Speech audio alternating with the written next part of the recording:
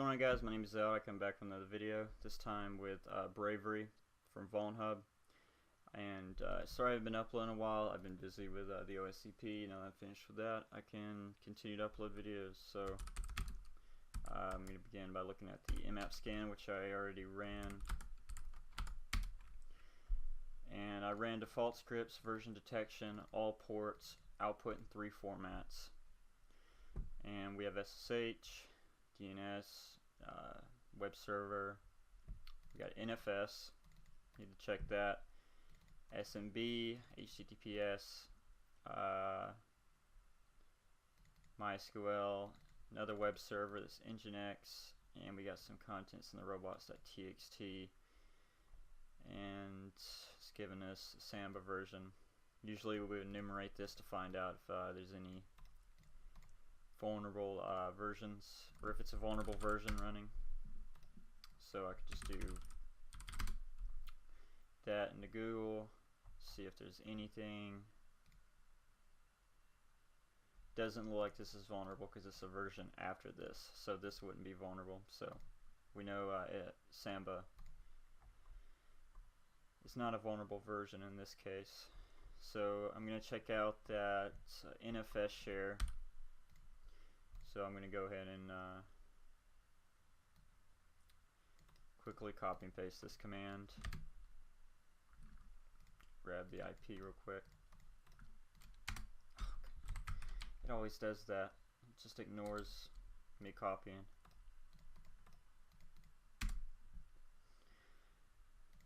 And we have a mount point at var NFS share, or a volume. Got some contents there, so I'm going to go ahead and mount this.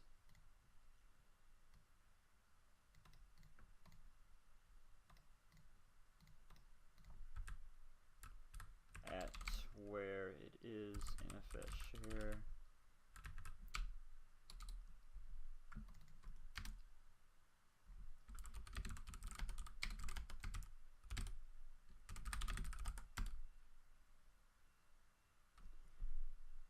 So this looks like a potential password, so let's copy this down.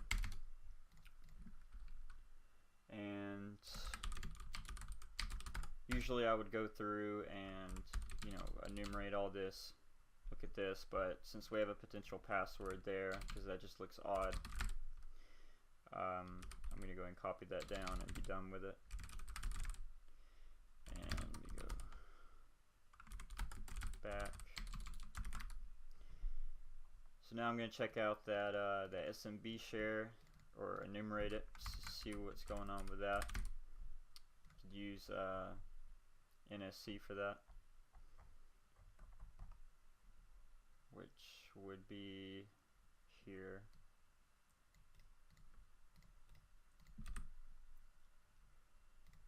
And the IP.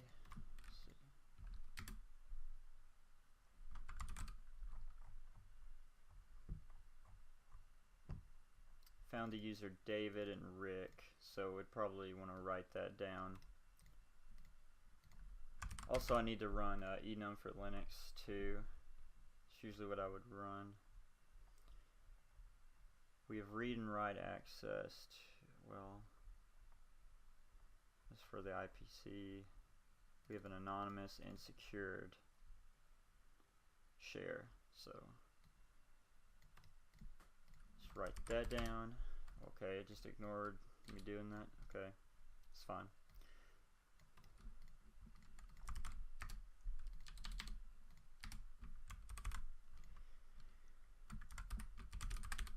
Okay, I'm going to run a enum for Linux to enumerate SMB further. It's just going to give us junk, so I'm going to end it there. So yeah, we have anonymous and secured like we saw earlier. So I'm going to use SMB map as well to just basically find out what permissions, you know, if we have read write or whatever, which that already told us, but I'm just going to show you what this tool can do. So yeah, we have a read only from, at least as the anonymous user, to check out the anonymous share. So I'm going to look at that. Commands for that should be, we can use SMB client, the IP,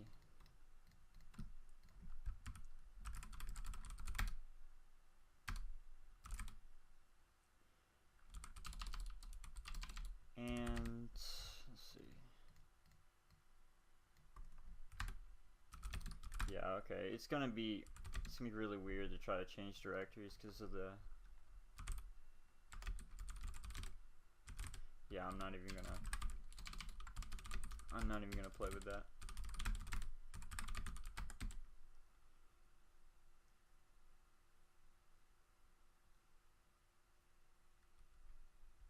But yeah, since we have a list of users and we have a potential password which you found in NFS, we can try to access that secured SMB share with the password that we have and the users that we have, and we could try that with SMB map. Yeah, I've already ran that. I'm just going to go ahead and get the help page here. So let's try one of the users that we have. We have David, and let's try the password that we got.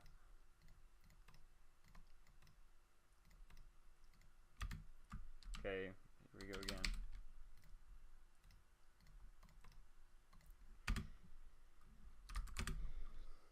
And I'm bad at remembering IPs, so just copy and paste that again. So yeah, it looks like the password worked. We have read and write access to secured, so let's check that out.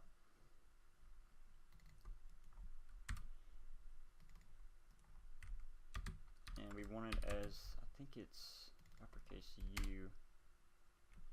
Yeah, we'll just get this. Exit. Let's take a look at all this. The use of development secret page is too long and widely. So yeah, it's basically trying to hint at us a directory path, so we'll go to the web server and take a look at that.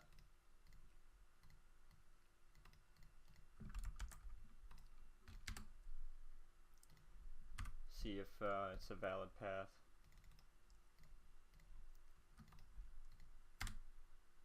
Nope. Let's try DevOps.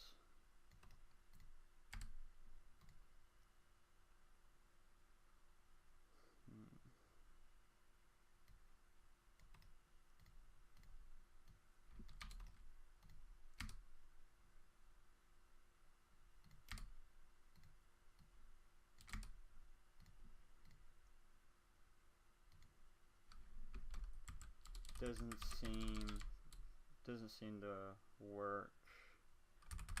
So we'll just, okay, we get another path here, so let's try that.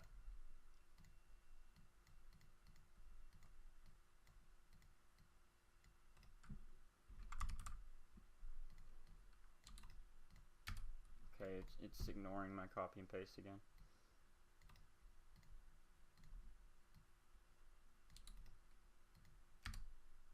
And we get a page. So usually we try to find out what version this is. Looks like just to be a HTML page. So we'll just try any of these to see if it takes us. Okay, yeah, it takes us to Coupa CMS. So we can attempt to kind of enumerate a version. I will demonstrate here. See if we can find any directory paths.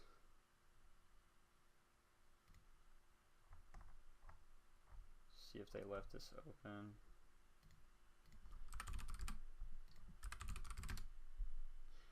Okay, so I can't really find a version, so I'm just going to wing it. We have this vulnerability here for a local and remote file inclusion. Remote file inclusions are pretty dangerous because it will basically request to your web server, and you could basically put a file on the server and execute a shell. So that's what I'm going to do here. We could see if the local file inclusion will work. So we'll copy and paste this.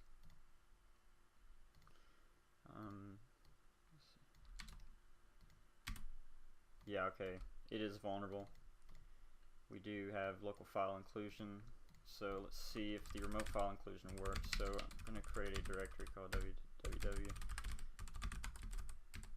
and I'm going to run Python simple HTTP server port 80, get my local IP, and basically set this up. Let's see, alerts. Since I'm using a Python web server, I am able to transfer PHP files without it executing on my own server, which that would be the case if you were using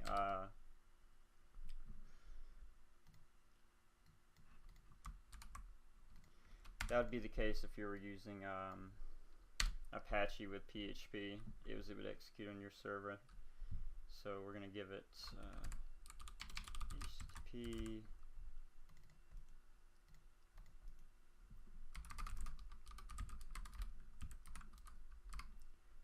and let's just have it request the server and see if it's actually vulnerable. We just won't put anything here. We'll just check this to see if the request goes through from the server. And it completely ignored me.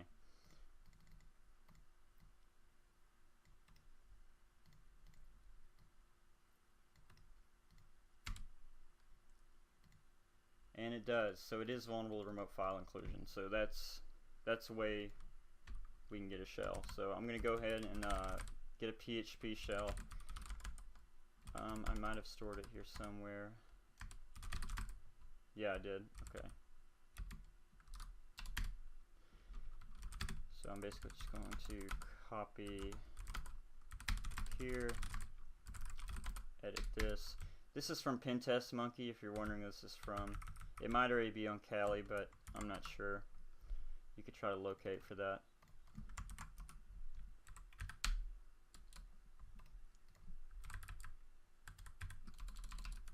So let's do 444.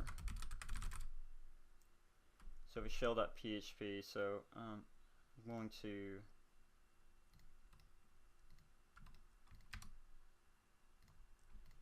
my web server's not running, that's why.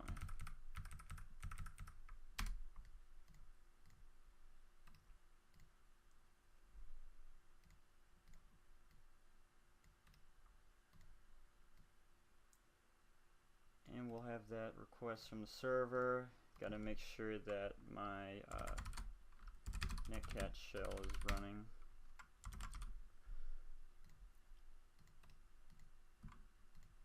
Okay, wrong one.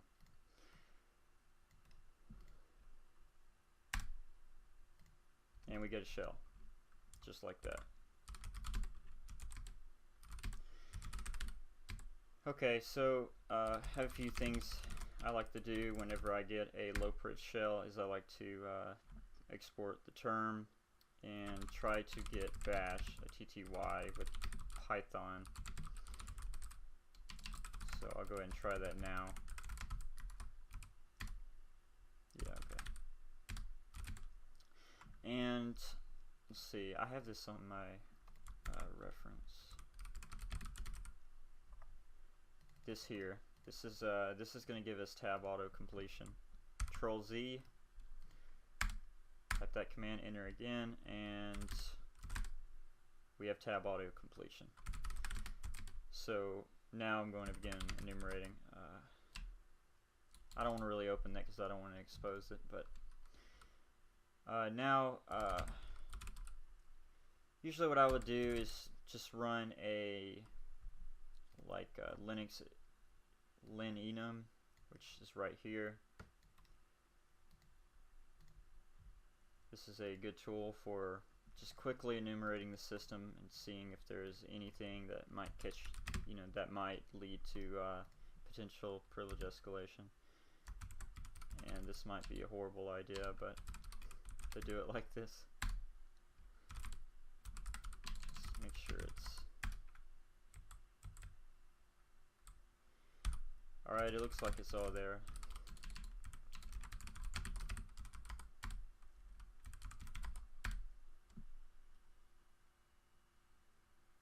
So we're going to let this run. Okay, it completed. One thing that jumped out to me that's like an insta root, if you see it, was an SUID, was the copy command. And this is very dangerous because it'll basically allow us to put our own etc passwd onto the system and copy it over to the real etc passwd to basically add our own user onto the system so we can get root that way. So that's something that jumped out at me. So if you wanted to basically figure out how to do this, just go to Google and type there's a good article that explains it.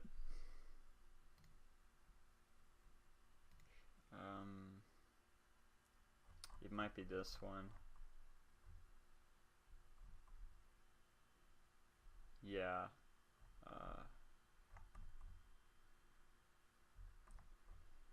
Yeah, I mean, we can basically follow this. So let me go over to my local system, and I'm going to generate a,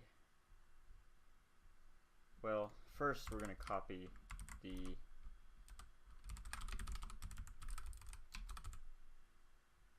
are we in the temp directory? I'll just do it this way. It's a big file, so it's gonna be kind of hard to copy. Let's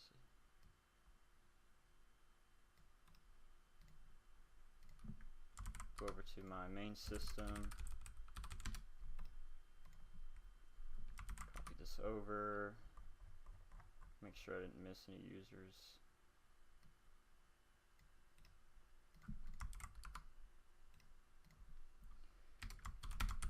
So yeah, we have our own copy of the passwd. So we can generate a password to open SSL like it explains here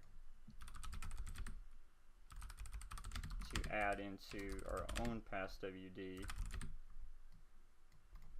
Just call it whatever. I'll call it hack. And we get this string, and this string is basically what we're going to need. Copy it down.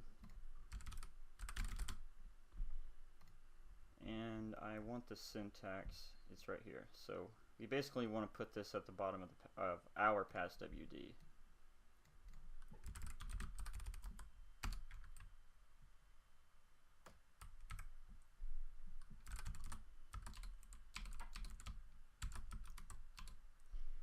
We already have our own hash. Just copy and paste it there.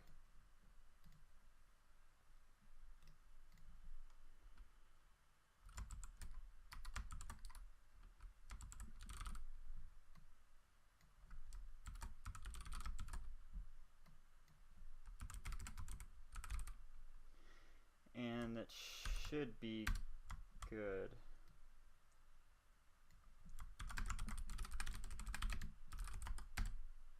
Yep, we got it there. So once we have this, we basically want to get this passwd over onto the system. We could use netcat for that, or we could spin up a web server and do it that way, which would probably be easier, but let's just do that.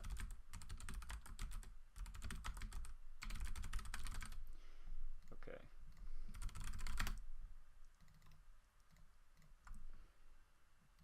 Well, I already have it here.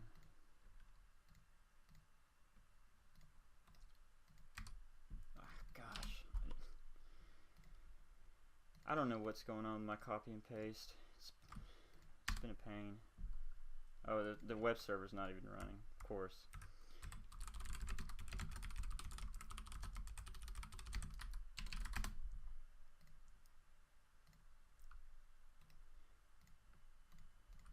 So what I'm going to do is wget this from our machine into the temp. So we should have it, yeah.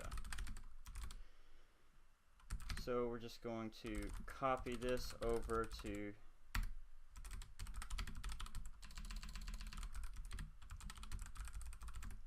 and we have ours there. So let's try to switch users using pass 1, 2, 3, and we have root, just like that.